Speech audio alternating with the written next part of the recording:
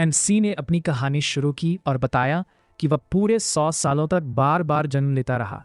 अपने पहले जीवन में उसने मुरिन जाने का फैसला किया। वहाँ उसने सिर्फ बेसिक टेक्निक्स और 3 नोक वाली तलवार चलाने की कला सीखी, लेकिन ये खुद को बचाने के लिए काफ़ी नहीं था। रास्ते में मिले डाकुओं ने उस पर ज़रा भी रहम नहीं किया और उसे बेरहमी से पीटा। गंभीर घावों और चोटों की वजह से एमसी की पहली बार मौत हो गई, लेकिन अंत में वह फिर से जन्म ले लिया। उसके बाद वह फिर मरा और फिर से जन्म लिया।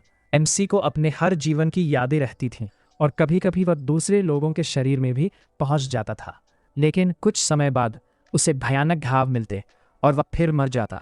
अपने एक जीवन में एमसी इतना भाग्यशाली था कि उसे सबसे अच्छे गुरुओं के साथ सीखने का मौका मिला। दुनिया का सबसे ताकतवर बनने की चाह में उसने बिना थके मेहनत की। हर दिन एमसी खुद को पार करता और पूरे आत्मविश्वास के साथ अपने लक्ष्य की ओर बढ़ता रहा। लगातार मेहनत और धैर्य का आखिरकार फल मिला। कुछ समय बाद एमसी युद्ध में अजय हो गया और उसे लगा जैसे ये मौका खुद स्वर्ग ने उसे दिया हो।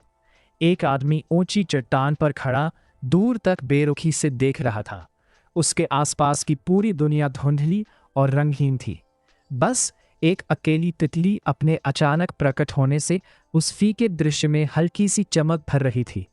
वो शांति से एक बूढ़े आदमी के हाथ पर आकर बैठ गई, जैसे वो लंबे समय से उसी का इंतजार कर रहा हो। सफ़ेद बालों वाला वो बूढ़ा ध्यान से तितली को देखता रहा। उसके थके चेहरे से साफ था कि वो बहुत ज़्यादा थक चुका है। उसे लगा कि उसके अनगिनत पुनर्जन्म उस तितली के पंखों की फड़फड़ाहट से भी ज़्यादा हल्के और बेकार थे। चारों तरफ की दुनिया सख्त और बेरहम थी और बूढ़े को महसूस हुआ कि अब उसके पास कोई लक्ष्य नहीं बचा। अब वो मुरिम का सबसे ताकतवर इंसान था और उसका कोई मुकाबला नहीं था। फिर भी उसके दिल में ज़रा सी भी खुशी नहीं थी। तभी वो तितली उड़ गई और उसे उसके विचारों के साथ अकेला छोड़ गई। एमसी ने आखिरी बार अपने बूढ़े हाथ को देखा, जैसे वो अपने पूरे जीवन का हिसाब लगा रहा हो। अंत में उसने सोचा कि अब वो बस स्वर्ग में शांति से आराम करना चाहता है। धीरे धीरे उसकी आंखें बंद होने लगीं। कुछ समय तक सिर्फ अंधेरा था, फिर अचानक उसे फिर से रोशनी दिखी। उसकी आंखें खुलने लगी। वो बेरंग दुनिया अब चमकीले डिज़ाइन में बदल चुकी थी। बूढ़े ने अपना हाथ देखा। वो अलग था, न झुर्रियाँ थीं न घावों के निशान। उसकी त्वचा मुलायम और चिकनी थी। हैरान एक जवान लड़का नरम बिस्तर पर लेटा अपने हाथ को घो रहा था और यकीन नहीं कर पा रहा था कि क्या हो रहा है। उसके चेहरे पर डर साफ दिख रहा था और उसका हाथ कांप रहा था। अगले ही पल एमसी जोर से चिल्लाया कि उसे फिर से जन्म क्यों मिला। वो उठकर गुस्से में भर गया और मानने को तैयार नहीं था कि ये अंतहीन सिलसिला जारी रहे। तभी कोई डरते हुए उसके पास आया और उसका हाथ पकड़ लिया। लगभग रोती हुई एक लड़की उसके पास बैठी थी और पूछ रही थी कि वो कैसी अजीब बातें कर रहा है। तभी उसके सिर में तेज दर्द उठा और उसे याद आने लगा कि वो इस लड़की के साथ समय बिताता था। वो कोई अजनबी नहीं थी। एमसी ने सिर पकड़ लिया और दर्द सहने की कोशिश करने लगा। लड़की ने फिर पूछा क्या वो ठीक है। उसने ध्यान से देखा और याद आया कि वो उसकी नानी है, थोड़ी सख्त स्वभाव की। कमरे में एक और लड़का था। एमसी ने उसे पहचान लिया। वो बचपन का सबसे अच्छा दोस्त और इस शरीर के असली मालिक का कसम खाया हुआ भाई था। आईने में खुद को देखकर एमसी चौंक गया, क्योंकि उसे समझ आया कि इस शरीर के पिछले मालिक की मौत सुसाइड से हुई थी। उसे झुंझलाहट हुई कि वो इस शरीर में इसलिए आया क्योंकि आईने में दिख रहा वो लड़का जीने की ताकत खो चुका था। अचानक एमसी ने नैनी से माफ़ी मांगी कि उसने उसे परेशान किया और कहा कि उसे बस एक बुरा सपना आया था। उसका हाथ छोड़े बिना लड़की ने कहा कि हाल की घटनाओं और कई दिनों तक बेहोश रहने की वजह से ऐसा हुआ होगा और डॉक्टर बुलाने का सुझाव दिया। एमसी ने मना कर दिया और कहा कि वो ठीक है और बस आराम करना चाहता है। लड़की ने खाने की बात कही, पर उसने अकेला रहने की इच्छा जताई। अगले ही पल उसने अनजाने में कह दिया कि उसे समझना होगा कि इस शरीर में कैसे जीना है। ये सुनकर नैनी चौंक गई और पूछने लगी उसका क्या मतलब है। एमसी ने संभलते हुए कहा कि उसने गलत शब्द कह दिए और उसे पागल न समझा जाए। लड़की कुछ देर चुप रही और बोली कि वो सच में थोड़ा पागल जैसा लग रहा है और अजीब बातें कर रहा है। एमसी ने गहरी सांस ली और सोचा कि गलती उसकी ही है, क्योंकि उसने झूठ बोलना शुरू कर दिया था। उसने स्थिति संभालते हुए कहा कि 1 घंटे बाद खाना ले आए और भरोसा दिलाया कि कुछ गलत नहीं होगा। ये सुनकर नैनी का चिंतित चेहरा शांत और कोमल हो गया। वो संतुष्ट होकर चली गई और कहा कि उसका पसंदीदा खाना बनाएगी। उसने उम्मीद की कि एमसी सच में बस आराम करना चाहता है। उसने फिर भरोसा दिलाया कि सब ठीक रहेगा। लड़की और पिछले मालिक का बेस्ट फ्रेंड कमरे से निकल गए और दरवाज़ा बंद हो गया। अब वो अकेला था। बिस्तर पर टिककर उसने आगे क्या करना है ये सोचना शुरू किया। उसे चिढ़ हुई कि शायद ये सब कभी खत्म नहीं होगा। छत के अजीब पैटर्न को देखते हुए वो सोचता रहा कि उसे फिर जन्म क्यों मिला। उसके दिमाग में पुरानी यादें उभरने लगी, क्योंकि इस शरीर के पिछले मालिक और उसके विचार आपस में उलझ गए थे। उसे याद आया कि पिछले मालिक का नाम सुख जिन्हो था। वो न अमीर था न खास सफल। वो सनांगचे परिवार के एक सदस्य का नाजायज बेटा था। उसका बचपन शांत था, लेकिन घर लौटने पर उसे तिरस्कार झेलना पड़ा। सुख जिन्हो ने निराश होकर खुद को लोगों से दूर करना शुरू कर दिया और खाना भी छोड़ने लगा, जैसे वो मौत की तैयारी कर रहा हो। धीरे धीरे वो बुझती हुई मोमबत्ती की तरह खत्म होने लगा और आखिरी सांस से पहले एमसी उसके शरीर में आ गया।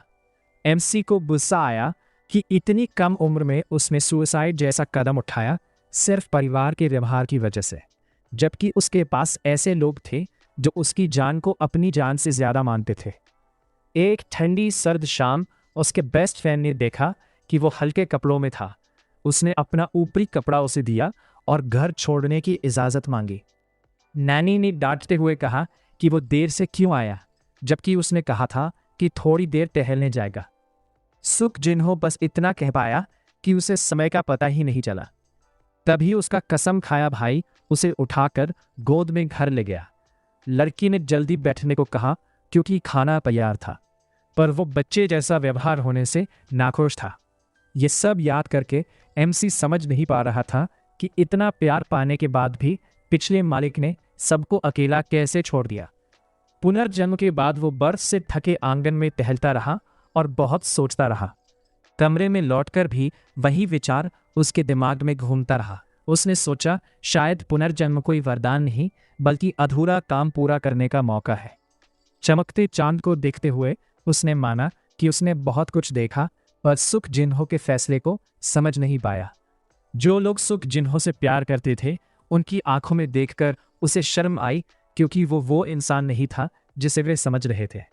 आंखें बंद करके उसने सोचा कि सुख जिन्हो मरने से पहले क्या चाहता था। खिड़की पर बैठा वो धीरे उठती भाप को देखने लगा और अचानक उसे एहसास हुआ कि शरीर छोड़ चुकी आत्मा उसी सफ़ेद भाप के जरिए अपनी इच्छा उसे बताने की कोशिश कर रही है। एमसी ने मन ही मन सुख जिन्हो से कहा कि वो भले ही बहुत कमज़ोर था, लेकिन अपनी आखिरी इच्छा जताने में सफल रहा और उसने वादा किया कि वो उसे ज़रूर पूरा करेगा। एमसी ने कहा कि एक बार मुरिम को जीत लेने के बाद यह उसके लिए मुश्किल नहीं होगा। उसने भरोसा दिलाया कि वो दोषियों को उनके किए पर पछताने और अपनी गलती मानने पर मजबूर कर सकता है। सुबह की पहली किरणों ने उसके नए घर को रोशन किया। वो जानबूझकर बहुत जल्दी उठा, क्योंकि उसे अपना वादा याद था और ये भी कि इस शरीर के पिछले मालिक सुख जिन्हो खुद को सही साबित करना चाहते थे। एमसी जल्दी से कमरे से निकला ताकि अपने लक्ष्य की राह शुरू कर सके।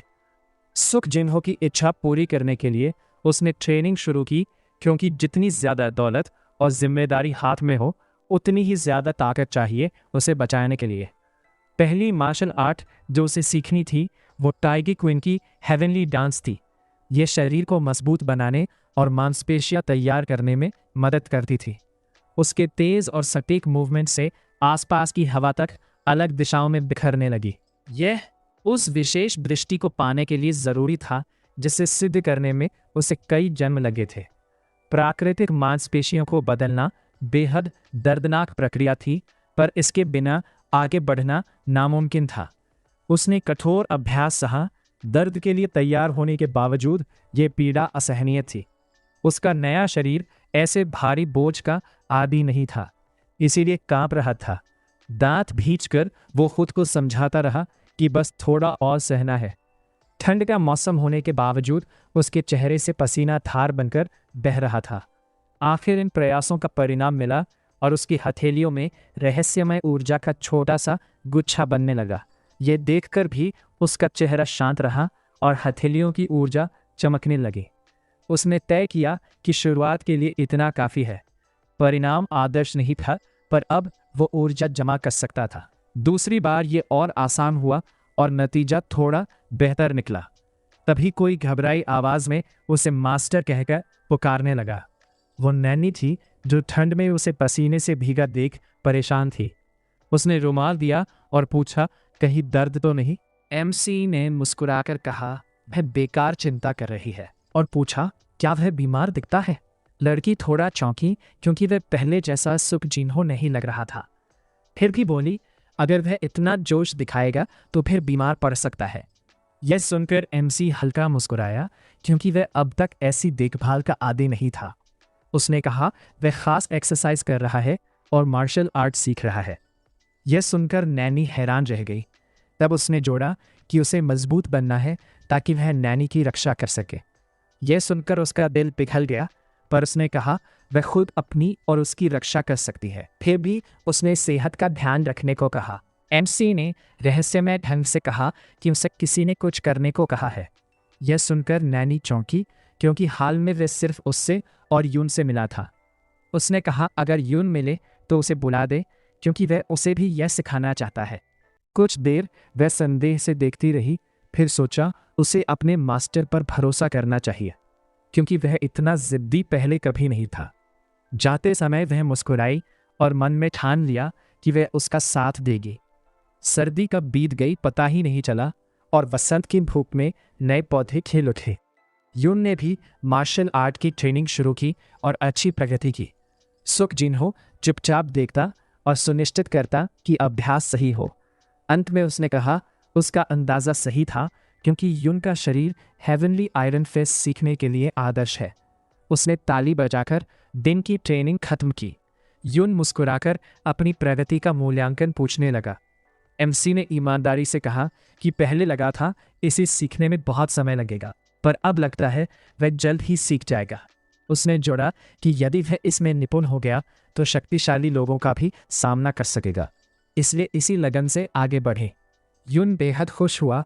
उसने धन्यवाद दिया और मजबूत योद्धा बनने का वादा किया।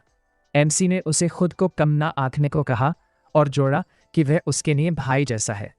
यह सुनकर यून का चेहरा लाल हो गया और आंखें खुशी की आंसुओं से भर गईं। भावनाओं में बहकर उसने एमसी को कसकर गले लगा लिया। एमसी थोड़ा असहज हुआ और मन में सोचा, यून कितना भावुक है। तभी नैनी ट्रे में पानी लेकर आई और मुस्कुराकर दोनों को दिया। एमसी ने खुशी से स्वीकार किया। अचानक दीवार के पीछे से तेज आवाज़ें आई कि जल्दी करो, क्योंकि कल कुछ सज्जनों के यहाँ मेहमान आएंगे। एमसी ने पूछा, क्या बात है? नैनी ने बताया कि कल क्लैन के मुखिया का उत्सव है। एमसी ये बात भूल चुका था।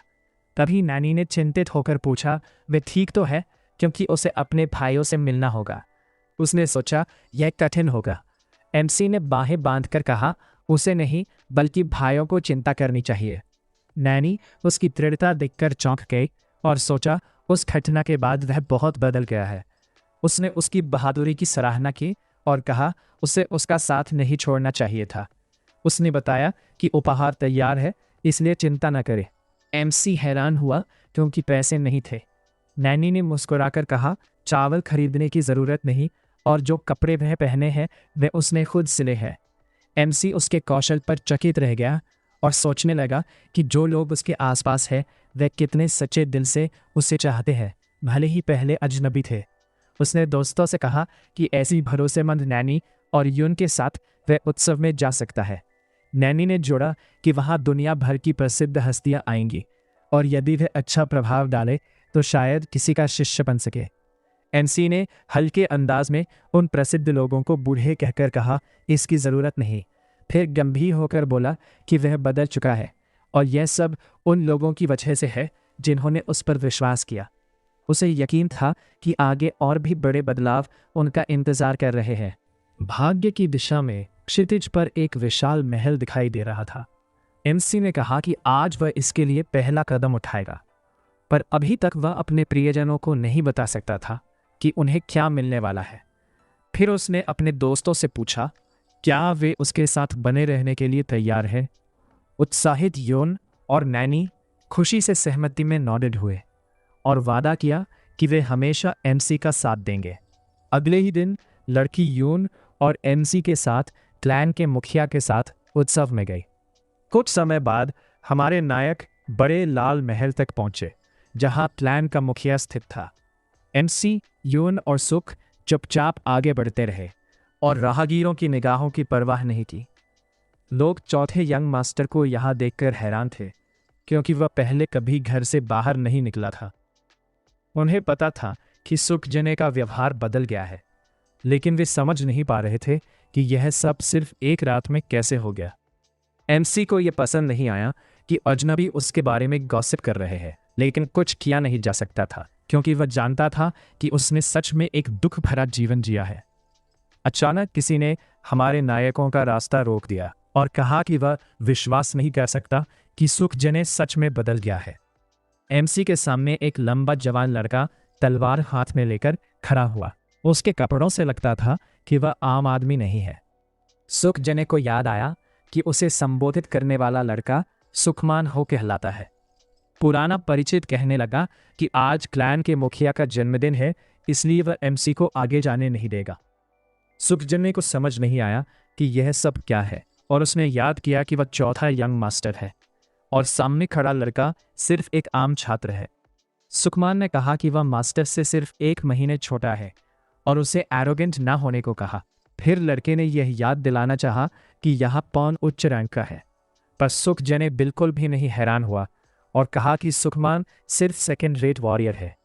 यह सुनकर लड़के को चोट लगी। उसने जवाब दिया कि उसकी उम्र में ऐसा पद पाना बड़ी सफलता है और फिर कहा कि सुखजने चुप रहे क्योंकि वह खुद भी कुछ खास नहीं है। एमसी ने सहजता से जवाब दिया कि वह बस जिंदगी का आनंद लेना जानता है। सुखमान बहुत गुस्सा हुआ और मुट्ठी उठाई। सुखजने बिल्कुल नहीं डरता था और सुझाव दिया कि लड़का लड़ना चाहता है और जैसे सहमति में कहा कि आज मौसम अच्छा है और कोई गवाह नहीं है। सुखमान तुरंत शांत हो गया क्योंकि उसे पता था कि आसपास काफी लोग हैं और कुछ पहले ही ध्यान से देख रहे हैं। सौभाग्य से सुखजने ने कहा कि उसके पास काम है, पर लड़के को चिंता न करने को कहा क्योंकि वह जल्दी ही उसकी इच्छा पूरी करेगा, शायद कल ही। सुखमान फिर गुस्से में आया और एमसी से कहा कि वह हिम्मत ना करे बचने की, पर एमसी ने शांतिपूर्वक अपने पुराने परिचित के पास से गुजरते हुए कहा कि इतना गुस्सा ना हो। जाते समय एमसी ने सोचा कि उसे बस अपनी ताकत परखने के लिए एक ओपोनेंट चाहिए और सॉकमैन इसके लिए उपयुक्त था क्योंकि शिजी होंग में उसकी अच्छी रेप्यूटेशन थी। साथ ही एमसी को लगा कि उसे सुखमान का बदला चुकाना भी चाहिए जो उसे पहले दुख पहुंचा चुका था। इस बीच और लोग क्लैन के मुखिया के महल में इकट्ठा होने लगे। यून इतने लोगों को देखकर हैरान हुआ और सोचने लगा कि उत्सव के ऑर्गेनाइजर्स थोड़े ज्यादा उत्साही हो गए। अचानक एमसी ने भीड़ में 1-2 बुजुर्गों को देखा और कहा कि क्लिंट के 5 रंग 10 सेंट्रल और वेस्टर्न देशों के झंडों पर देखे जा सकते हैं। उसे याद आया कि ये लोग चोनाम और वासन के एल्डर्स थे। एमसी ने कहा कि ये बहुत अमीर परिवारों के सदस्य हैं जो इन जमीनों से दूर रहते हैं। यून ने माना कि उनकी मौजूदगी क्लैन के मुखिया के प्रति सम्मान का संकेत है। एमसी ने जोड़ा कि बहुत से मेहमान आए हैं, इसलिए उन्हें अपनी बारी का लंबा इंतजार करना पड़ेगा। एमसी ने कहा कि कुछ नहीं किया जा सकता और पूछा क्या इसका मतलब है कि उसे लोगों से और संवाद करना चाहिए, पर एमसी ने कहा कि ऐसा नहीं है। उसने सोचा कि लंबी लाइन की वजह से उनके पास टहलने का समय है। अगले ही पल एमसी ने सॉकमैन पर ध्यान दिया और कहा कि ये मज़ेदार है कैसे वह लोगों के चारों ओर घूमता है और ये ही उसका एकमात्र काम है। एमसी ने सॉकमैन को देखा और चौंका कि अभी 1 मिनट पहले वह कैसा अजीब व्यवहार कर रहा था। यून हंसी रोकने की कोशिश कर रहा था। अचानक एल्डर्स एमसी के चारों ओर घिरे और चर्चा करने लगे कि यहाँ देखने के लिए कुछ नहीं है, लेकिन उसमें कुछ अजीब बात है। एल्डर्स ने सुखजैन को देखा और उन्होंने अपने व्यवहार में अशिष्टता स्वीकार की और माफ़ी मांगी, पर उन्होंने कहा कि इतना असाधारण शरीर नज़रअंदाज नहीं किया जा सकता। एल्डर्स सोचने लगे कि उसका नाम क्या है और वह किस क्लैन का है। उन्होंने ये भी माना कि एमसी सेल्फ टॉट है और पूछा कि उसने कितने समय मार्शल आर्ट्स का अभ्यास किया। एमसी ने अनिच्छा से जवाब दिया कि उसका नाम सुखजीन हो है और वह मिस्टर सुख का चौथा बेटा है।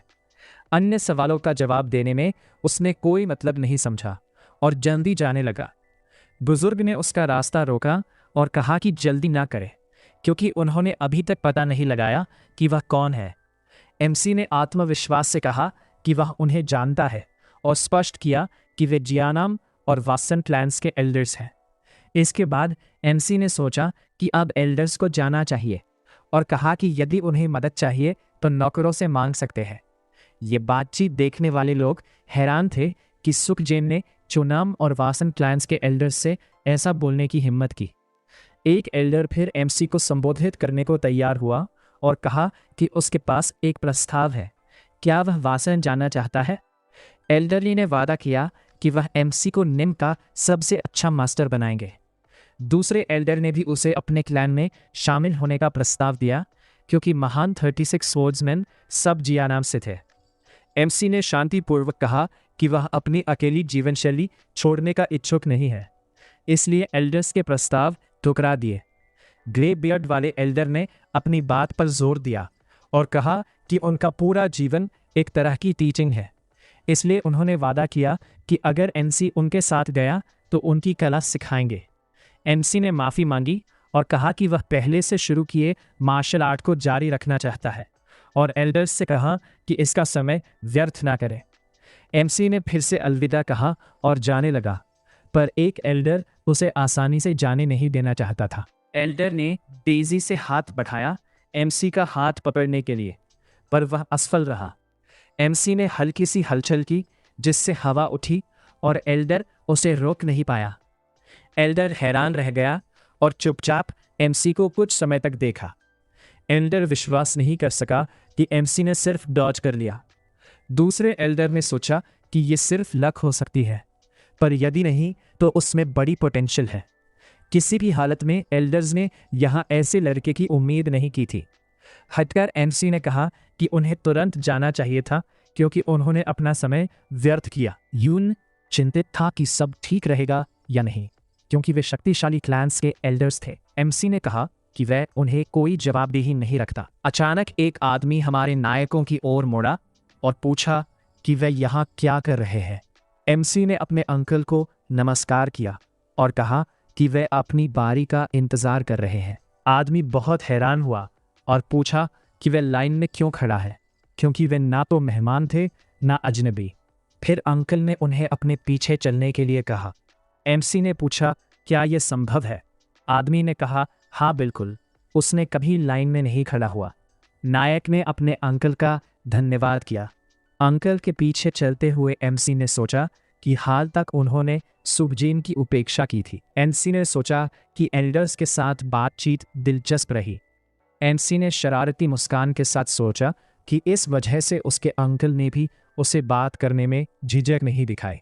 हमारे नायक क्लैन के मुखिया के महल में पहुंचे। कुछ समय तक उन्हें मिलने का इंतजार करना पड़ा।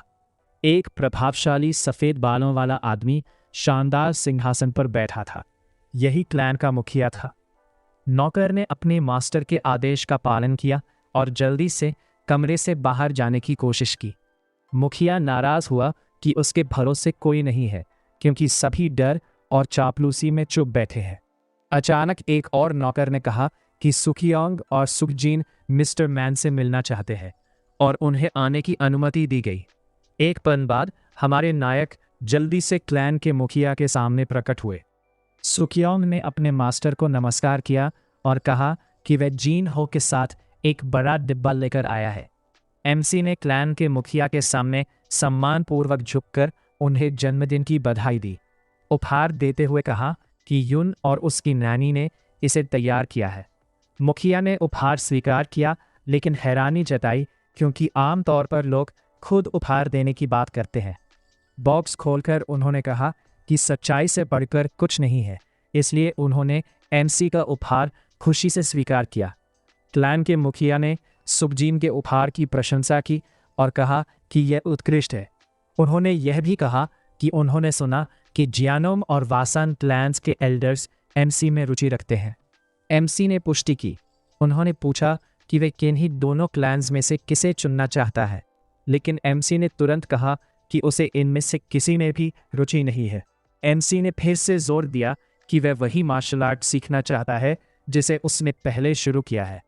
मुखिया ने हंसते हुए कहा कि उसने सोचा था कि यह लड़का होपलेस है, लेकिन पता चला कि उसके बड़े प्लान्स हैं।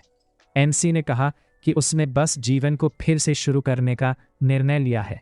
इसके बाद मुखिया ने मदद का प्रस्ताव दिया, लेकिन एमसी ने धन्यवाद करते हुए कहा कि फिलहाल वह अकेले ही सक्षम है। मुखिया ने एमसी की प्रशंसा की और सुझाव दिया कि बातचीत अगले अवसर पर जारी रखी जाए। एमसी ने फिर सम्मानपूर्वक झुककर अपने पिता को अलविदा कहा। कुछ ही समय में मुखिया अकेला रह गया और सोचने लगा कि क्या हुआ। वह हैरान था कि वासान और जोंग मैम के एल्डर्स ने सुखजीन में रुचि दिखाई और एमसी ने स्वयं आत्मविश्वास से बात की। मुखिया मुस्कुराया और सोचा कि उसे एमसी का अनुसरण करना चाहिए था। अगले ही पल उसने एक नौकर को बुलाया जो किसी भी आदेश को पूरा करने को तैयार था।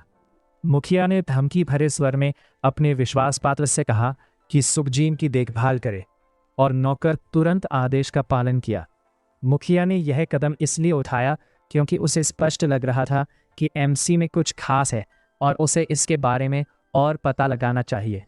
एमसी ने क्लैन के मुखिया के महल से निकलते ही राहत की सांस ली, क्योंकि उसे लगा कि एक समस्या कम हो गई। युन ने अपने मास्टर से कहा कि इसे जोर से ना बोले क्योंकि कोई सुन सकता है, लेकिन एमसी ने रीअश्योरेंस दी और कहा कि चिंता मत करो। अचानक एमसी के सामने एक लड़का आया जिसने हमारे नायक का ध्यान खींचा। जिन्हो इस लड़के को नहीं जानता था।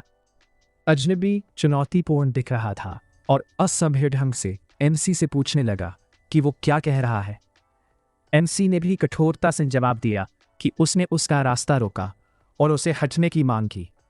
अजनबी इस अशिष्टता से हैरान हुआ और कहा कि वो मूल रूप से दोस्ताना बातचीत करना चाहता था। एमसी ने इन शब्दों पर भरोसा नहीं किया और कहा कि उसके अनुसार लड़का सिर्फ लड़ाई के लिए आ रहा है। फिर उसने अपने ओपोनेंट को गंभीर नज़रों से देखा। किनारे पर खड़े लोगों को समझ नहीं आया कि ये संघर्ष क्यों शुरू हुआ, लेकिन उन्होंने अजनबी को हेबे प्रांत के ये आई परिवार का सदस्य पहचाना। यून ने सुझाव दिया कि उसके मास्टर को किसी की मदद बुलानी चाहिए, पर एमसी ने कहा कि इसकी ज़रूरत नहीं है। एमसी ने सोचा कि अजनबी केवल जेलस है क्योंकि एल्डर्स उनसे नहीं मिले, इसलिए उसने उसे अपमानित कर ध्यान आकर्षित करने का फैसला किया। बुल्ली बहुत गुस्सा हुआ। एमसी हमेशा की तरह शांत रहा और कहा कि अजनबी के पास लड़ाई के लिए कोई और कारण नहीं है। अपमान और तिरस्कार सहन न कर पाने के कारण अजनबी ने अपना हाथ मुट्ठी में कस लिया, जो गुस्से से कांप रही थी। अगले ही पल उसने सुबजने पर हमला करने के लिए तेजी से स्विंग किया, पर एमसी ने आसानी से हमला डॉज कर लिया। जीन ने सोचा कि उसका ओपोनेंट किसी काम का नहीं है और उसने उसकी प्रोवोकेशन में फंस गया। अजनबी अपने पैरों पर टिक नहीं सका और ज़मीन पर गिर पड़ा, जिससे उसका शर्म और बढ़ गया। बुल्ली समझ नहीं पाया कि क्या हुआ। एमसी ने पूछा, क्या उसे अपने व्यवहार पर शर्म महसूस हो रही है? एमसी ने कहा कि अजनबी को रिसेंटली ट्रेनिंग शुरू करने वाले से तिरस्कार और पराजय मिली और उसने खुद को ओवर एस्टिमेट किया। ये शब्द बुल्ली को फिर गुस्सा दिला गया। उसने चिल्लाकर कहा कि सुबजने चुप रहे क्योंकि वो सिर्फ लकी है और पहले से ही किसी और का अभिनय कर रहा है। एमसी ने कहा कि लड़ाई की शुरुआत अजनबी ने की थी, इसलिए ये केवल सेल्फ डिफेंस है। फिर एमसी अपने ओपोनेंट की ओर दौड़ा। अगले ही पल सुबजीन ने कई पावरफुल ब्लोज मारे। अजनबी रेजिस्ट नहीं कर सका क्योंकि ओपोनेंट की मूवमेंट्स बहुत तेज थी। फिर भी उसने रिटेलिएट करने की कोशिश की, लेकिन एमसी ने आसानी से उन ब्लोज को टाला। कुछ समय तक सुबजने एनिमी के अटैक्स डॉज करता रहा और सोचता रहा कि बुल्ली खुद को बहुत स्मार्ट समझता है, लेकिन वास्तव में उसके ब्लोज एमसी के लिए बहुत प्रिडिक्टेबल थे। अजनबी हैरान रह गया और विश्वास नहीं कर सका कि उसका ओपोनेंट सभी अटैक्स डॉज कर रहा है। एमसी ने कहा कि इसमें कोई मुश्किल नहीं है और ये तो एक इडियट भी कर सकता है। बोली बहुत गुस्सा हुआ क्योंकि एमसी ने उसे सबके सामने अपमानित किया। निराशा और गुस्से में उसने एक्सट्रीम कदम उठाया और अपनी सोड उठाई। अगले ही पल गुस्से में अजनबी ने वेपन छोड़ दी और धमकी दी कि वो सुखजैने को मार देगा। आसपास खड़े लोग बहुत डर गए और गार्ड्स बुलाने को कहा ताकि वो पागल लड़के को रोक सके, लेकिन एनसी बिल्कुल भी नहीं डरता था।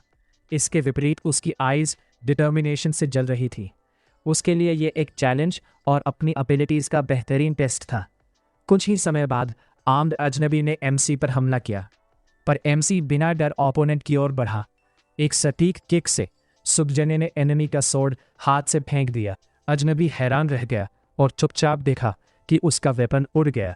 समय एमसी के लिए रुक सा गया। सुखजने ने ओपोनेंट से पूछा कि वो क्या देख रहा है और फिर पूरी ताकत से उसके चेहरे पर पंच मारा। इतनी पावरफुल अटैक से शॉक्ड होलिगन पीछे की ओर उड़ गया। एमसी ने स्ट्रेंजर को पीछे गिरते देखा और उसने तुरंत ही उस लड़के का स्वॉर्ड पकड़ लिया जिसे उसने अभी अभी फेंका था। लोग यह देखकर आश्चर्यचकित थे कि सॉक परिवार का लड़का, जो हाल ही में ट्रेनिंग शुरू कर चुका था, इतने आसानी से एक लंबे समय से मार्शल आर्ट सीख रहे स्ट्रेंजर को हरा सकता है। कुछ लोगों ने कहा कि एमसी निश्चित रूप से एक जीनियस है और वासन और ज्ञानम क्लैंस के एल्डर्स की ट्रेंड नज़रें भी सही साबित हुईं। अचानक कई लोग एक जैसे कपड़े पहनकर आए और एमसी से पूछा कि वह ठीक है या नहीं। अगले ही पल ये लोग उस स्ट्रेंजर के चारों ओर खड़े हो गए, जो अभी भी जमीन पर बैठा था और हार का सामना कर रहा था। उनमें से एक ने गुस्से में बुली को चेतावनी दी कि वे भागने की उम्मीद भी न करे और धमकी दी कि सीधे ये परिवार से संपर्क किया जाएगा ताकि इसका हिसाब लिया जा सके। एमसी ने गार्ड्स की ओर देखा और कहा कि वह खुद इस स्ट्रेंजर को मारना चाहता है। लोगों को यह सुनकर हैरानी हुई। एमसी ने स्वॉर्ड को बुली की गर्दन के पास लाकर रखा, जबकि वह डर के मारे कांप रहा था। एमसी ने कहा कि उसे खुश होना चाहिए कि उसने अस्थायी लड़ाई में स्वॉर्ड नहीं निकाला, नहीं तो आज उसकी आखिरी दिन होती। इसके बाद एमसी ने बुली की ओर पागल नज़र से देखा और कहा कि उसे यह सबक सिखाना चाहिए था। बहुत डर के मारे हुलिगन ने मास्टर से माफ़ी मांगी और स्वीकार किया कि यह सब उसकी गलती थी। अचानक हवा में मेटल की आवाज़ हुई और स्वॉर्ड ज़मीन पर गिर गया। स्ट्रेंजर अपनी पीठ के बल गिर पड़ा और डर व एक्साइटमेंट से सफ़ेद झाग मुंह से बाहर आया, पर असल में कुछ भी भयानक नहीं हुआ था। एमसी ने सिर्फ उस काउंड्रल के बाल काट दिए थे। इसके बाद एमसी ने गार्ड्स की ओर देखा और कहा कि उसने इस काउंड्रल को उनके पास छोड़ दिया है। आदमी ने देखा और कहा कि वह सब ठीक करेंगे और जेंटलमैन को चिंता करने की ज़रूरत नहीं। इसके बाद हमारे नायक घर लौट आए और गार्ड्स ने अभी अभी देखी गई घटना पर चर्चा शुरू की। वे एमसी की लड़ाई में मूवमेंट और स्ट्रैटेजी देखकर चकित थे। यह सब कुछ एक लड़की ने भी देखा जो लाल महल की बैल्कनी पर बैठी थी। उसने सोचा कि सुखजने वाकई बहुत बदल चुका है। महंगे गहनों से लड़की नोबिलिटी की लग रही थी। उसने हल्की मुस्कान दी और कहा कि उसकी रुचि बढ़ती जा रही है।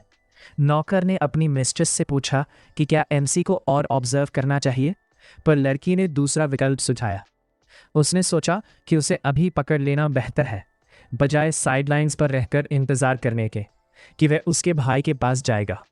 इसके बाद उसने नौकर को आदेश दिया कि एमसी के बारे में हर जानकारी इकट्ठा करे, सबसे छोटे डिटेल्स तक। आदमी तुरंत आदेश का पालन किया। लड़की ने सुखजीन को जाते देखा और सोचा कि अच्छा होगा अगर वह केनल में ही रहे। लड़की का नाम सुखमोंग था और वह एमसी का इस्तेमाल अपने उद्देश्य के लिए करना चाहती थी, क्योंकि यही उसका जीतने का तरीका था। हॉलिडे के थोड़ी देर बाद हमारे नायक घर लौट आए और अपनी रोज़मर्रा की गतिविधियों में लगे। एक लड़का हाथ में छोटे छोटे पैसे के थैले लिए यून से मदद मांग रहा था। उसने ज़्यादा नहीं मांगा। लड़का निराश था और कहा कि वह इसे स्वीकार नहीं कर सकता। उसके पास इतनी शक्ति नहीं थी। पर स्ट्रेंजर अपने जिद पर अड़ा रहा, क्योंकि वह जानता था कि यून और मिस्टर सुखजने भाई जैसे हैं। उसने कहा कि रूमर्स थे कि यून अपने मास्टर के साथ ट्रेनिंग के बाद बहुत मजबूत बन गया और हाल ही में 5 हुलिगन्स के खिलाफ लड़ाई में एक नौकर को बचाया। स्ट्रेंजर ने खुद सनांगे मार्शल आर्ट्स 5 साल तक सीखा और अभी तक कुछ हासिल नहीं किया। इससे लड़का परेशान था और इसलिए उसने सच में मदद मांगी।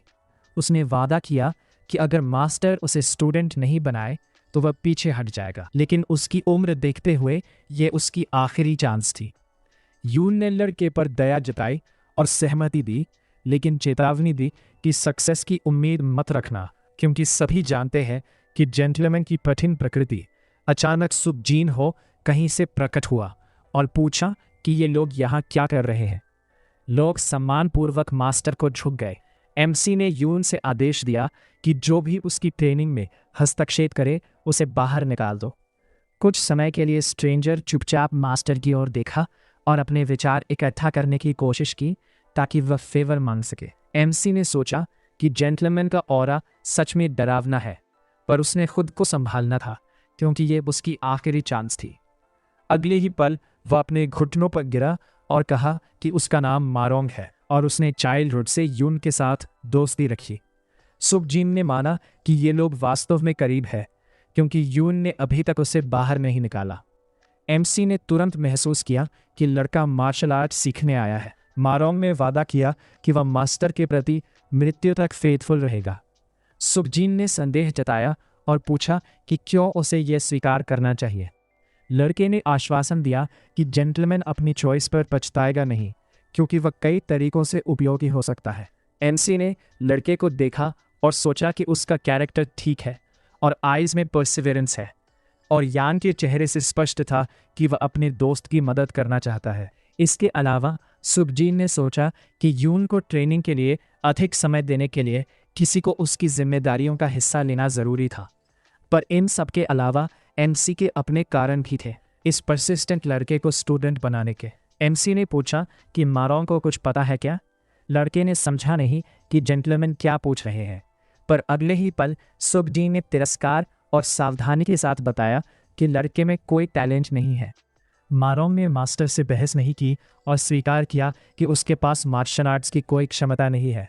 सुबजीन को हैरानी हुई कि लड़के को यह पता था और फिर भी उसने हार नहीं मानी। मारोंग ने कहा कि उसका सबसे महत्वपूर्ण लक्ष्य जीवन में इंडिपेंडेंस प्राप्त करना है। वह अपनी लाइफ मैनेज करना चाहता है, जैसे चार्लटन्स जो सभी को नज़रअंदाज करते थे। लड़का जानता था कि ड्रॉन ब्लेड किसी को भी मार सकता और बचा सकता। इन शब्दों ने सुबजीन को उसके पास्ट लाइफ्स की अनप्लेजेंट घटनाएं याद दिला दी। मारोंग ने मास्टर से माफ़ी मांगी कि उसे सिर्फ स्टबर्न ड्रीमर न समझे, क्योंकि वह समझता था कि किसी भी मिनट में मर सकता है। पर लड़के को यकीन था कि जीवन सभी को सुबजीन को चैलेंज करने के लिए दिया गया है। ये पुराने मेमोरीज वापस ले आया। थोड़ी सोच और सिर खुजलाने के बाद मास्टर ने आखिरकार लड़के को प्रोबेशनरी पीरियड पर रखने का निर्णय लिया। मारोंग खुशी से अपना सिर उठाया और मास्टर को देखा। विश्वास नहीं कर रहा था कि उसने अभी अभी सुना। पर लड़के का मूड जल्दी बदल गया जब सुबजीन ने चेतावनी दी कि अब से वह रियोंग की हर मूवमेंट देखेगा और स्लाइटेस्ट फेलियर पर तुरंत बाहर कर देगा। यून ने अपने दोस्त को उत्साहित किया कि मास्टर ने अभी भी उसे प्रूव करने का मौका दिया। ये सुनकर लड़का तुरंत खड़ा हुआ और मास्टर का दिल से धन्यवाद किया। अंत में सुबजीन ने चेतावनी दी कि लड़का किसी भी सर्कमस्टेंसेस में घर में कदम न रखे, लेकिन वह बैकयार्ड में रह सकता है। मारोंग ने सभी कंडीशंस मान ली और जोड़ा कि मास्टर को मौका देने पर पछतावा नहीं होगा। सुबजीन ने यून से कहा कि अब और किसी को घर में ना आने दिया जाए। मास्टर के जाने के बाद यून ने कहा कि उसका दोस्त भाग्यशाली था कि जेंटलमैन पास था। मारोंग ने फर्स्ट मौका देने के लिए मास्टर का धन्यवाद किया और बाहर ना निकालने के लिए भी। लड़कों की ये अप्रत्याशित बातचीत बीच में रुकी जब मास्टर के पास गेस्ट्स आ गए। यून यह देखकर बहुत हैरान था। आंगन में एक लंबा आदमी हाथ में तलवार लिए खड़ा था और पूछा कि क्या सुखजने घर पर है। यून धीरे धीरे बोला कि हाँ। यह सुनकर आदमी ने आदेश दिया कि उसे मास्टर के पास ले जाऊं, क्योंकि उसे मिसेस सुखमी रियोंग का एक पत्र पहुंचाना था। यून इस पर नर्वस हो गया और पूछा कि क्या मिस्ट्रेस को कुछ हुआ। आदमी ने रूखे स्वर में कहा कि वह यहाँ सवाल पूछने नहीं आया और बस उसे मास्टर तक ले जाने का आदेश दिया। सुकजेने ने यह सुनकर गुस्सा जताया कि आज सबने मिलकर उसका दिन बिगाड़ने की ठानी है। यून ने अपने मास्टर से शांति रखने के लिए कहा। आदमी मेन कैरेक्टर के पास आया और बिना वार्निंग के आने के लिए रूखे अंदाज में माफ़ी मांगी। सुकजेने विश्वास नहीं कर सकता था कि इस व्यक्ति ने इतनी डिसरिस्पेक्ट से बात करने की हिम्मत की और सोचा कि शायद उसने गलत सुना। आदमी ने पूछा कि समस्या क्या है, क्योंकि वह लेडी का पत्र देने आया है। फिर उसने स्थिति को और एस्केलेट किया और कहा कि उसे नहीं पता था कि इस संपत्ति में एक कुत्ता रहता है। सुकजेने ने जवाब देने में कोई कमी नहीं छोड़ी और चेतावनी दी कि सावधान रहे, क्योंकि यह कुत्ता काटता है। आदमी गुस्से में आया क्योंकि वह एमसी की इम्प्यूडेंस पर विश्वास नहीं कर सकता था। सुकजेने ने भी शातिर मुस्कान दी और पूछा कि क्या उसे पता है कि पागल कुत्तों को डराया नहीं जा सकता। आदमी ने सुझाव दिया कि किसी ने अपनी नई प्रतिष्ठा के बाद बहुत बोल्ड हो गया है। लेडी सुखमी रियोंग के सर्वेंट और मेन कैरेक्टर के बीच ओमिनस माहौल छा गया। अगले ही पल आदमी सुकजेने पर रश किया ताकि उसे मिस्ट्रेस की तरफ से सबक सिखाया जा सके। मुट्ठी प्रोटैगनिस्ट के चेहरे की ओर बड़ी गति से बढ़ रही थी और स्ट्रेंजर मन ही मन अपने अपोनेंट का मजाक उड़ा रहा था। सोच रहा था कि उसे रिएक्ट करने का समय भी नहीं मिलेगा, जो एक्सपेक्टेड था ब्रैड से। लेकिन अचानक सुकजीन ने लास्ट मोमेंट पर समहाउ अटैक डॉज कर लिया, जिससे आदमी बहुत हैरान हुआ। अब मेन कैरेक्टर की बारी थी अटैक करने की। जब आदमी शॉक में था, लड़के ने पूरी ताकत से उसके चेहरे पर मुक्का मारा। इस अटैक से हवा उठी और आदमी साइड में उड़ गया, और यह सब सिर्फ एक फिस्ट के ब्लो से हुआ। अनइनवाइटेड गेस्ट को रोकना संभव नहीं था और उसने सोचा कि चाहे कितना भी पेनफुल हो, उसे सहना ही पड़ेगा। इसके बाद मेन कैरेक्टर ने आदमी के शरीर के विभिन्न हिस्सों पर कई ब्लोज देने शुरू किए। उसकी फाइटिंग स्किल्स इसमें मदद कर रही थी। आदमी डर गया और विश्वास नहीं कर सकता था कि सुकजेने सीधे उन पॉइंट्स को टारगेट कर रहा है जहां से ब्लड सर्कुलेट होता है। एरोगेंट आदमी ने आखिरी चीज़ देखी कि प्रोटैगनिस्ट की फिस्ट उसके पास उड़ रही है। सुकजेने बिना अपनी सिंसियर खुशी छिपाए और बड़ी मुस्कान के साथ अपोनेंट से कहा कि उसका ब्लो चख ले। अगले ही पल एक जोर की आवाज़ हुई जो पूरे क्षेत्र में फैल गई और पेड़ों पर बैठे पक्षियों को डराया। सुखमी रियोंग का पत्र फेंकते हुए लड़के ने नाराज़गी जताई कि कमज़ोर लोग अपनी ज़ुबान चलाना पसंद करते हैं और यहाँ तक कि उसके घर में ऐसा करने की हिम्मत करते हैं। यून ने अपने मास्टर से पूछा कि पत्र के साथ क्या करना चाहिए। सुकजेने ने बेपरवाही से कहा कि इस इडियट की वजह से उसका सिर दुख रहा है और उसके पास अभी समय नहीं है। अपने आप में संतुष्ट मेन कैरेक्टर ने आकाश की ओर देखा और कहा कि उसका डिफीटेड अपोनेंट अपना काम पूरा नहीं कर पाया, इसलिए उसे और यून को खुद ही संभालना पड़ा। कुछ समय बाद सुकजेने मिसेस सुखमी रियोंग के पास पहुंचा। उसने अपने एस्टेट पर छोटी तालाब के किनारे उसे देखा। चारों ओर फूल और ग्रीनरी बिछी हुई थी। चाय परोसते हुए लड़की ने कहा कि उसे सब कुछ सूचित किया गया है, और फिर उसने अपने भाई से पूछा कि उसने इतनी तीव्र प्रतिक्रिया क्यों दी। सुकजीने ने जवाब दिया कि यह उन लोगों के लिए एक एक्सेलेंट एग्जाम्पल था जो उसे ह्यूमिलिएट करना अपना कर्तव्य समझते थे, क्योंकि अब उन्हें पता चलेगा कि मेन कैरेक्टर इसे आसानी से नहीं छोड़ता। लड़की हैरान थी कि लड़का वास्तव में बदल गया है। जीन ने कहा कि अगर उसने ऐसा नहीं किया होता तो वो यहाँ नहीं होता और केवल 2 लोग उसके फ्यूनरल में आते।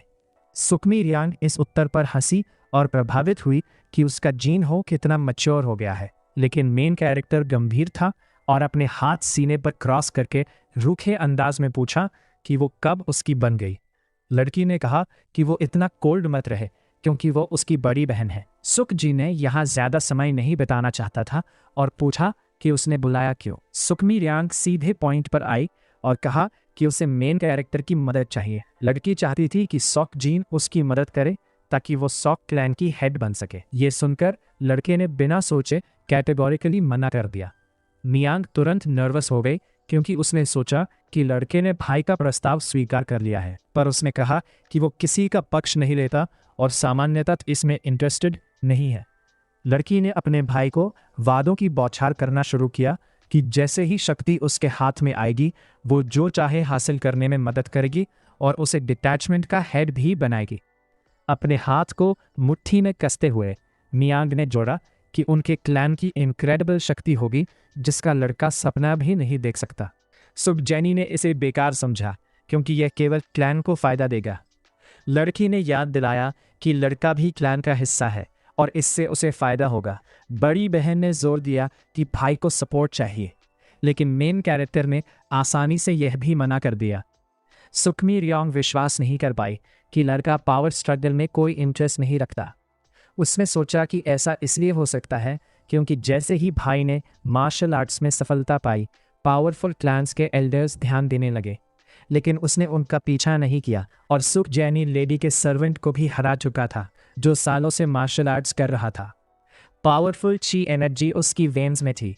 सुखमी रियोंग मानती थी कि इसी एनर्जी की वजह से मेन कैरेक्टर ने अपना पोटेंशियल दिखाया, इसलिए उसे धोखा देने का कारण नहीं था। सुख जैनी ने कहा कि लेडी बिना उसकी मदद संभाल सकती है, फिर वह उठकर जाने लगा। सुखमी रियोंग ने भाई का डिसीजन स्वीकार किया, लेकिन ज़्यादा समय बिताने को कहा क्योंकि वह उसके करीब नहीं थी और जीन के साथ सहज महसूस करती थी। आखिर में उसने उम्मीद जताई कि वह और भाई करीब होंगे, मुस्कान देते हुए कहा कि वह जल्दी हार मानने वाली नहीं है। सुख जैनी की अनुभवी फाइटर को हराने की खबर सुख क्लैन के हेड तक पहुंची। आदमी विश्वास नहीं कर पाया। सर्वेंट ने बताया कि लड़का बैटल में बहुत डेक्स्ट्रस था। हेड जानना चाहता था कि मेन कैरेक्टर ने मार्शल आर्ट्स में कितना प्रोग्रेस किया। सर्वेंट ने कहा कि लड़के ने ब्लड फ्लो वाले पॉइंट्स को टारगेट किया और ये लक नहीं था। हेड ने मिलने की इच्छा जताई, लेकिन सर्वेंट ने कहा कि संभव नहीं। आदमी ने सोचा कि शायद लड़का बैटल में इंजर्ड है, लेकिन सच बहुत साधारण था। सुबह मेन कैरेक्टर अकेले अपने एस्टेट से निकला और घने जंगल में वॉन्डर करने लगा। एक क्लाइंब पार करने के बाद उसने देखा कि माउंटेन वही थी और इसी वजह से वह खो नहीं जाएगा। अचानक उसने स्ट्रेंज लेकिन फेमिलियर साउंड सुनी जो टिपिकल नहीं थी। सुख जैनी ने ध्यान दिया कि जल्दी पता करें क्या हुआ। जल्दी जंप किया और आवाज़ के सोर्स तक पहुंचा। बढ़ती दूरी को पार करते हुए आवाज़ और तेज़ हुई। अब वह सुनिश्चित कर सकता था कि यह वेपन का क्लैंग है। आखिरकार उसने देखा कि दूर खड़े दो लोग थे। एक हेलर्ड लिए हुए थी, एक लड़की जिसकी क्लोथ्स गंदगी से भरी थी और वह मुश्किल से खड़ी थी। ओपोनेंट ने गुस्से से टीथ ग्रिड किए। उसका ओपोनेंट अनार्म्ड था, लेकिन डरावना दिख रहा था। लंबी दाढ़ी और तेज क्लॉज उसके वाइल्ड ओरिजिन्स दिखा रहे थे। उसका क्रेजी लुक और पुष्टि कर रहा था। आदमी ने कहा कि वो बस बोर्ड था और लड़की से मज़ा करने के लिए इनवाइट किया और हंसा। अचानक सुख जिन्हों ने आकर बीच में खड़ा होकर ध्यान खींचा। मेन कैरेक्टर ने उस क्रेजी आदमी से पूछा कि वो पहले उसके साथ मज़ा करना चाहता है या नहीं। सैवेज तुरंत झपटा और रूखे अंदाज में पूछा कि वो कौन है। मेन कैरेक्टर ने कहा कि मैटर नहीं करता, केवल ये महत्वपूर्ण है कि उसने दिन में महिला पर अटैक किया। एग्जॉस्टेड लड़की ने कहा कि ये आदमी लस्ट का डेमन है, पॉइजन यूज करता है और इसी वजह से उसकी हालत ऐसी है। सुख जैने लड़की के लिए दुखी हुआ। अनफॉर्चुनेट कि गांगो में ऐसा देखा नहीं जा सकता। जल्दी ही वाइल्ड मैन मेन कैरेक्टर पर अटैक करने के लिए दौड़ा, लेकिन ये पहला एक्सपीरियंस नहीं था, इसलिए सुख जैने ने कामली डॉज किया। मेन कैरेक्टर ने इस रिडिकुलस सरप्राइज अटैक पर हंसी दी। डेमन नर्वस हुआ और पूछा कि सुख जैने कैसे डॉज कर सकता है।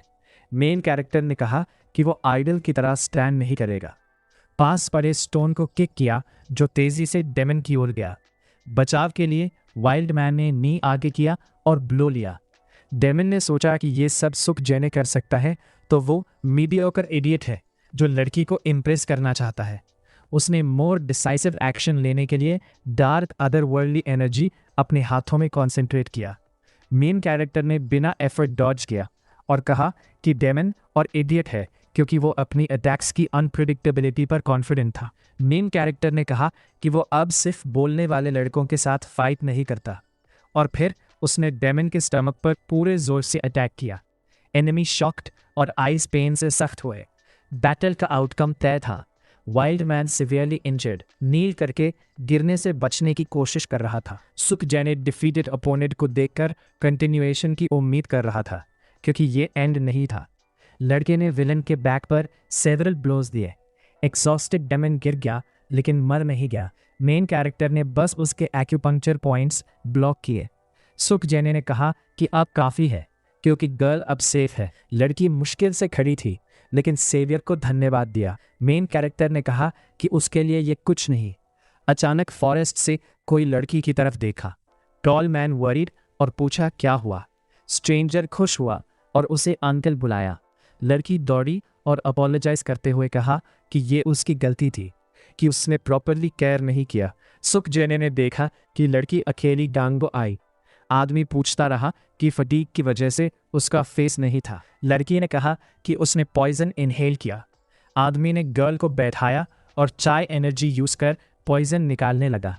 लड़की का बॉडी ग्लोइंग हुआ और उसने बेटर फील किया और धन्यवाद किया। आदमी खुश हुआ। फिर उसने सुख जने को बाव किया और मदद के लिए धन्यवाद कहा। उसने खुद को बेक सनांग बताया। लड़की का नाम पैंग नांग था। मेन कैरेक्टर ने अक्वेंटेंस पोस्टपोन करने का सुझाव दिया, क्योंकि पास जमीन पर पड़ा था डेमन ऑफ लस्ट। सुख जने मेंटली इंडिग्नेट हुआ कि हर बार किसी और के मामले में इन्वॉल्व होना पड़ता है। गर्ल ने अंकल को बताया कि ये आदमी लस्ट का डेमन है। आदमी ने एग्जामिन किया और सोचा कि डेमन स्ट्रॉन्ग क्रीचर्स होते हैं और एक्सपीरियंस्ड फाइटर को ईजिली डिफीट कर सकते हैं। लड़की ने एडमिरेशन में कहा कि सुख जने ने डेमन को एक ब्लो में हराया। मेन कैरेक्टर ने सोचा कि अब जल्दी निकलना चाहिए। आदमी ने पूछा कि लड़का कौन था, लेकिन अगले ही पल सुख जने गायब था। जगह खाली थी। आदमी सोच रहा था कि ये स्ट्रेंजर कौन था जो इतना ईजिली ओपोनेंट को हरा सकता है। उसे डेमन की पावर का एहसास था, क्योंकि उसने पर्सनली पॉइजन एक्सपीरियंस किया। लड़की अपसेट थी कि लड़का बिना नाम बताए चला गया। आदमी प्रॉमिस्ड कि वो डेफिनेटली स्ट्रेंजर को ढूंढेगा, क्योंकि उसके लेवल के बहुत कम वॉरियर्स हैं। लड़की खुश हुई। सुखजेने जंगल में गहराई तक गया, लेकिन उसने अब भी एक आदमी की आवाज़ सुनी जो कह रहा था कि वह और लड़की मोटे तौर पर जानते हैं कि उसे कहाँ ढूंढना है और ज़्यादा समय नहीं लगेगा। आदमी ने यह भी कहा कि पैंग परिवार के लिए ये ठीक नहीं कि वे रेस्क्यू का कर्ज चुकाए बिना रहें, इसीलिए उन्हें लड़के का प्रॉपर धन्यवाद करना चाहिए। लड़की ने वादा किया कि इसके लिए पूरी कोशिश करेगी। इस बीच सुखजेनहो जंगल में देर रात तक भटकता रहा। केवल चांद की रोशनी ने उसे खोने से बचाया। मेन कैरेक्टर कुछ ढूंढ रहा था।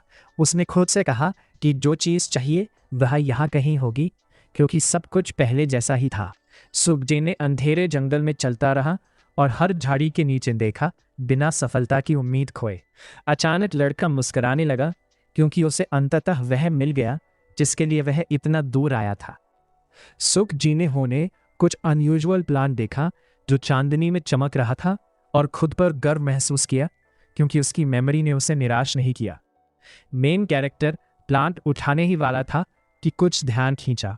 एक काला बिल्ली बड़ी पीली आंखों के साथ उसे देख रही थी और हिसिंग कर रही थी, जैसे अपनी स्केड्यूल की रक्षा कर रही हो। सुखजेनहो ने समझा कि जानवर स्टबन है, इसलिए पोलाइटली पूछा कि थोड़ी फोर्स यूज करने की अनुमति दे। बिल्ली ने समझा और चाय एनर्जी में ढक गई। मेन कैरेक्टर तुरंत समझ गया कि यह बिल्ली एक स्पिरिचुअल बीइंग है और बहुत यंग भी है। अचानक बिल्ली शांत हुई और किसी चीज पर ध्यान केंद्रित किया। अगले ही पल जानवर सुखजेने से दूर कूदा और फिर हिसिंग किया। लड़के ने समझा कि बिल्ली डर गई, क्योंकि वह उसकी इनर स्ट्रेंथ देख सकता था। मेन कैरेक्टर ने हाथ बढ़ाया और कहा कि डर मत। लड़का जानवर को फीड करना चाहता था, इसलिए दूसरी प्लांट ढूंढने लगा जो जिनसेंग थी। कुछ समय बाद सुखजेन और बिल्ली मील के लिए सूटेबल जगह खोजने में सफल हुए। लड़के ने 260 साल पुरानी जिनसेंग रूट्स ढूंढी। सुखजेन और काली बिल्ली ने बड़े एपेटाइट के साथ प्लांट खाया। अच्छी तरह च्यू करते हुए मेन कैरेक्टर ने सोचा कि टेस्ट देखकर उसने सही चॉइस की। लड़का पूरी ताकत से एनर्जी महसूस कर रहा था। वह जानता था कि उसे तुरंत एब्जॉर्ब करना है और अपने शरीर में 100 साल की एनर्जी का रास्ता बनाना है। उसकी मदद से सुखजेने ने अपनी चाय एनर्जी को अर्थ के ग्रेट गॉड की एनर्जी के साथ कंबाइन करने की योजना बनाई। मेन कैरेक्टर ने शांत होकर बैठना शुरू किया और चाय एनर्जी उसके चारों ओर हवर कर रही थी। कुछ समय बाद लड़के ने मेडिटेशन पूरा किया और साय ऑफ रिलीफ ली, क्योंकि जो गोल था वह हासिल हो गया। अचानक काली बिल्ली सुखजेने के पीछे प्रकट हुई। लड़का बहुत सरप्राइज्ड हुआ कि यह उसके लिए सारा समय वेट कर रही थी। उसने उठकर जानवर को प्रोटेक्शन के लिए धन्यवाद दिया और वादा किया कि अगर फिर मिले तो रिपे करेगा। लेकिन स्पिरिचुअल एनिमल मेन कैरेक्टर से अलग होना नहीं चाहता था, इसलिए उसके पैर के पास दब गया और फिर पर करना शुरू किया। सुखजीने सरप्राइज्ड हुआ और सोचा कि बिल्ली उसके साथ जाना चाहती है। जानवर ने अप्रूविंगली म्याऊ किया। लड़के ने आर्ग्यू नहीं किया और बिल्ली को अपने कंधे पर रखा और कहा कि उसने पहले ही नाम सोच लिया है, अब उसे ब्लैकी कहा जाएगा। सुबह का समय था। मेन कैरेक्टर अभी घर लौट पाया। काली बिल्ली चारों ओर देख रही थी और रूफ पर चढ़ गई। इसे देखकर सुख जी ने कहा कि अब यह टेरिटरी ब्लैकी की प्रोटेक्शन में है। जानवर ने अप्रूविंगली म्याऊ किया। लड़के ने अपनी नई दोस्त से अपनी नज़रें नहीं हटाई और कहा कि वह नहीं जानता कि कितने समय तक इस एस्टेट में रहेगा। लेकिन जब तक यहाँ था, बिल्ली ने अचानक किसी एक्साइटेड आवाज़ में मेन कैरेक्टर को एड्रेस किया और ध्यान खींचा। यह माऊ था जो यून और नैनी के साथ लड़के के पास आया। सर्वेंट्स वरीड थे क्योंकि सुखजे ने बिना वार्निंग के चला गया और नोट भी नहीं छोड़ा। नैनी खुशी से मेन कैरेक्टर को हक किया और पूछा कि सब ठीक है। यून ने पूछा कि मिशन कैसा रहा। सुखजेने ने कहा कि सब अच्छा हुआ क्योंकि वह सब कुछ कर सका जो उसने प्लान किया था। नैनी ने ध्यान दिलाया कि काली बिल्ली क्लिंग कर रही है और बहुत सरप्राइज्ड होकर पूछा कि यह कहाँ से आया। सुखजेने ने कहा कि उसका नाम चर्निश है और अब से वो उनके साथ सबऑर्डिनेट के रूप में रहेगा। नैनी ने कैट को स्ट्रोक किया और नहीं समझा कि ये छोटा सा फर का गोला सबऑर्डिनेट कैसे हो सकता है। लेकिन सुखजेने ने कहा कि जानवर अब बहुत डेंजरस और काफ़ी स्ट्रांग है। मेन कैरेक्टर ने बताया कि बिल्ली ने पर्याप्त जिनसेंग खाया है, इसलिए अब उसके शरीर में ग्रेट पावर है। लेकिन लड़की अब भी नहीं मान रही थी कि क्यूट एनिमल डेंजरस हो सकता है। मारोंग ने ब्लैक कैट से एनवी किया क्योंकि जानवर पहले से सबऑर्डिनेट है और लड़का अभी प्रोबेशन पर है। सुखजेने ने लड़के के पजलमेंट को देखा और पूछा क्या हुआ। मारोंग ने कहा कि वो एक्साइटेड हो गया जब उसने मास्टर को देखा। इसके बाद मेन कैरेक्टर ने पूछा कि ट्रेनिंग कैसी रही। मारोंग ने कहा कि वो यून के साथ मेहनत कर रहा था। सुखजेने ने कहा कि वो बाद में चेक करेगा, लेकिन अभी लड़का रेस्ट करना चाहता है, इसलिए सबऑर्डिनेट्स को आदेश दिया कि डिस्टर्ब न करे और अपनी बिजनेस में रहे। मेन कैरेक्टर अपनी चेम्बर्स में गया और कॉमरेड्स ब्लैक कैट को बेटर जानने की कोशिश कर रहे थे। सूरज पहले ही ऊंचा था। ब्लैकी अभी भी रूफ पर बैठा और कैट की यूजुअल एक्टिविटीज कर रहा था। जनरल साइलेंस और काम केवल मारोंग के लाउड स्क्रीन से इंटरप्ट हुआ। लड़का मार्शल आर्ट्स में एडवांस करने की कोशिश कर रहा था, लेकिन ब्लैक कैट इम्प्रेस नहीं हुई और बोर्डम से यॉन किया। मारोंग ने इसे पर्सनल इंसल्ट माना क्योंकि बिल्ली ने क्लियरली उसे सुपीरियर समझा। लड़के ने एनिमल्स की काउंटिंग करने की कोशिश की, लेकिन जल्दी स्पष्ट हुआ कि वो उसे इग्नोर कर रही है। सुख, जीने और यून हंसे क्योंकि उन्हें विश्वास नहीं हुआ कि लड़का ब्लैक कैट से क्वारल कर रहा है। मारोंग को लगा कि चर्निश ऑर्डिनरी कैट नहीं है। मेन कैरेक्टर ने कंफर्म किया और कहा कि अगर उसे रूखे तरीके से ट्रीट किया गया तो वो अपसेट हो सकता है। सुखजेने ने जोड़ा कि बिल्ली ऑफेंडर को भी हिट कर सकती है, लेकिन मारोंग ने कंप्लेन किया कि इंसल्ट केवल उसे हुआ। अगले ही पल चर्निश ने मारोंग के फेस पर हमला किया जैसे उसे पनिशमेंट दे रही हो, रूखे और लाइज के लिए। यून शॉक्ड था और सुखजेने ने उसे याद दिलाया कि कैट को एंगर करना बेटर नहीं। अचानक जानवर सर्कल में वॉक करने लगा और मियाओ किया। मेन कैरेक्टर ने अज्यूम किया कि वो कुछ दिखाना चाहता है। कुछ ही पल में ब्लैकी ने ग्राउंड से पुश ऑफ किया और हाई जंप किया। हवा में बिजार डांस परफॉर्म किया जिसमें एक्रोबैटिक एलिमेंट्स थे। परफॉर्मेंस ज़्यादा लंबा नहीं चला। कैट ग्राउंड पर आकर अपने काम में लगी। मारोंग शॉक्ड और समझ नहीं पाया कि क्या हुआ। सरप्राइज और फियर से लड़का अपना बैलेंस खोने लगा और गिर पड़ा क्योंकि वो खड़ा नहीं रह सका।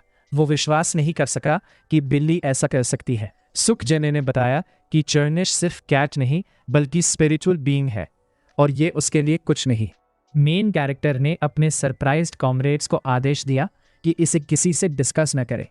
एनिमल की चर्चा अचानक सुखजेने के नोटिस्ड गेस्ट के अचानक विजिट से इंटरप्ट हुई। गेस्ट कॉन्फिडेंट स्टेप्स में एस्टेट के ओनर के पास आया और अचानक पास में रुका। एक लंबा आदमी काले कपड़े में सुखजेने को सम्मानपूर्वक बाव किया।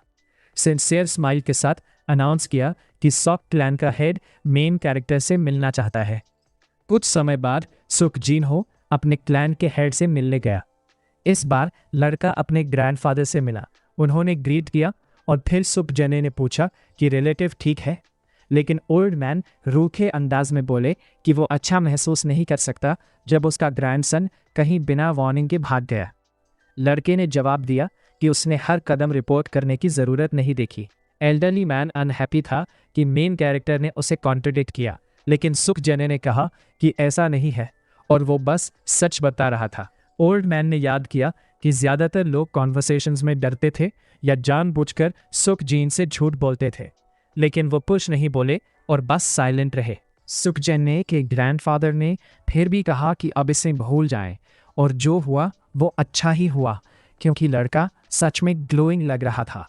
मेन कैरेक्टर ने इसे कंफर्म किया और कहा कि क्लैन का हेड बहुत अटेंटिव है। इसके बाद ओल्ड मैन ने पूछा कि क्या लड़के ने मार्शल आर्ट्स की पढ़ाई के लिए एस्टेट छोड़ने का मन बदल लिया है। सुक जन्ने ने कंफर्म किया और कहा कि उसके लिए यहाँ कुछ भी करने लायक नहीं है। एल्डरली मैन ने कोशिश की कि लड़के को कन्विंस करे क्योंकि ये उसका घर है। सुक जन्ने जानता था, लेकिन इसका मतलब ये नहीं कि उसे हमेशा यहाँ रहना होगा। हेड ऑफ क्लैन ने उसके पोते से सहमति जताई, लेकिन कहा कि आमतौर पर घर छोड़ते हैं बेटियां और सन्स नहीं। फिर उसके चेहरे पर ग्लूमी एक्सप्रेशन आया। मेन कैरेक्टर भी उतना ही ग्लूमी हुआ और कहा कि वो पहले जैसा नहीं रहा। फिर लड़के ने ऊपर देखा और मिस्टीरियसली कहा कि पहले वाला घर छोड़ने की हिम्मत भी नहीं करता। सुक जन्ने ने एज्यूम किया कि हेड ऑफ क्लैन का कोई और कारण होगा कि वो नहीं चाहता कि लड़का जाए, लेकिन ओल्ड मैन ने डिनाई किया और कहा कि वो सिर्फ अपने पोते की चिंता करता है। मेन कैरेक्टर ने कंसर्न के लिए धन्यवाद दिया, लेकिन कहा कि वो इतना इम्पोर्टेंट नहीं है कि उसका परिवार पूरे एस्टेट की लाइफ पर इन्फ्लुएंस कर सके। ओल्ड मैन ने हाथ छाती पर क्रॉस किया और कहा कि अब कोई भी उसकी बातों पर विश्वास नहीं करेगा। सुक जने ने विकेडली स्माइल किया और कहा कि हेड ऑफ क्लैन को पहले ही बहुत कुछ पता होगा। ये बात ओल्ड मैन को सोचने पर मजबूर कर दिया। वो विश्वास नहीं कर सकता कि ये बच्चा पहले ही एस्केप का प्लान बना चुका था। हेड ऑफ क्लैन ने पहले हुई घटनाओं को ध्यान में रखते हुए सोचा कि लड़का केपेबल है ब्रिलियंट प्लान बनाने में। एल्डरली मैन ने पोते से सवाल पूछा, लेकिन कहा कि सच में जवाब दे। उसने पूछा कि लड़का जाने के बाद क्या करने वाला है और क्या ड्रैगन्स टेल उसके लिए पर्याप्त नहीं है।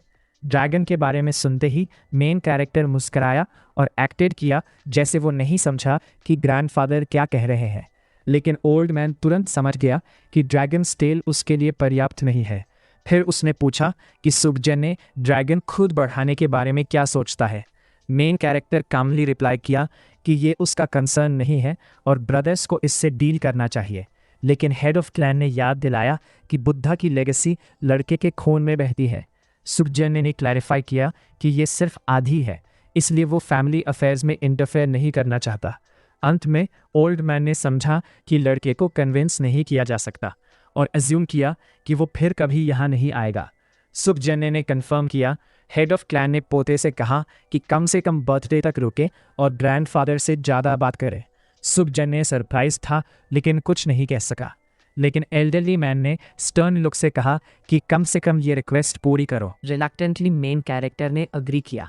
यह सुनकर ओल्ड मैन प्लीज्ड हुए और कहा कि अब सुकजन ने अपने काम पर जा सकता है। रिलेटिव्स जल्दी से गुड बाय कहे।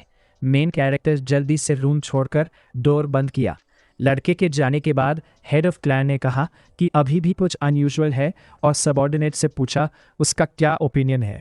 आदमी ने रिप्लाई किया कि मेन कैरेक्टर बहुत बदल गया और इसे करने में केवल कुछ दिन लगे। सर्वेंट को विश्वास नहीं आया कि इतनी शॉर्ट पीरियड में पॉसिबल है। हेड ऑफ क्लैन ने सोचा और पोते के डिसीजन पर रिग्रेट जताया, जो उसकी एक्सपेक्टेशंस के साथ नहीं मिला। ओल्ड मैन ने कहा कि अगर लड़का रहा होता तो निश्चित रूप से हमारे क्लैन का ड्रैगन बन गया होता। जल्द ही सुकजन ने अपने साथ ब्लैक कैट लेकर घर लौटा। ग्रैंडफादर के साथ कॉन्वर्सेशन के कारण लड़का मूड में नहीं था। उसके लॉयल सबऑर्डिनेट्स तुरंत आए और पूछा सब कुछ कैसा रहा। यून ने नोटिस किया कि जेंटलमैन की कॉन्वर्सेशन यूजुअल से लंबी थी, लेकिन मेन कैरेक्टर ने कहा कि ऐसा नहीं है। डिले इसलिए हुआ क्योंकि रास्ते में उसने मिसेस सुकमी रियोंग को देखा। यून ने लेडी के बारे में सुनकर सोचा कि कुछ हुआ होगा, लेकिन सुकजन ने एश्योर्ड किया कि कुछ सीरियस नहीं हुआ।